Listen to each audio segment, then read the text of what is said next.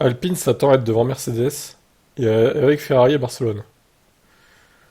Alors, ça va mal vieillir, je pense. Ça va très très très mal vieillir.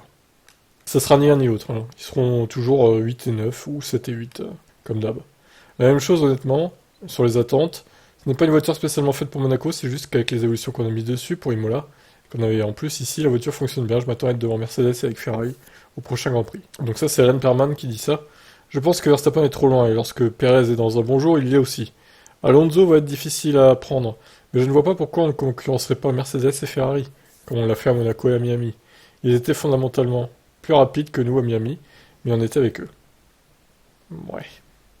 On s'attendait pas au podium à Monaco. Si on repense au dernier circuit avec des virages à faible vitesse à bas coût, on y a vécu un cauchemar. On a démarré en retrait là-bas et on veut pas connaître ça. On ne veut pas connaître ça de nouveau. Mais on savait que la voiture était correcte. Elle a été performante à Melbourne, elle a été performante à Jeddah. Elle était dans le coup à Miami. Donc on sait qu'on avait des chances. Je pense pas qu'on s'attendait à un podium, qu'on a ensuite visé après les qualifs. Monaco est de toute évidence un circuit atypique. Et même si on est heureux d'y avoir décroché un bon résultat, on ne s'attend pas on s'attend à bien faire à Barcelone, ce qui nous permettra d'avoir une meilleure compréhension de la voiture. On aura une petite évolution supplémentaire, comme sur la plupart des circuits, donc ça va continuer et on sera en mesure de quantifier un peu plus précisément où se situe la voiture. On apprend chaque semaine, etc. etc. Bref, ouais, Alpine, non, faut peut-être redescendre un peu là. Devant Mercedes, qui a apporté des grosses évos en plus à Monaco, donc je pense que là on va voir vraiment le potentiel de ces évos. Et se battre avec Ferrari, bof, hein. Ils sont un peu à côté de la plaque.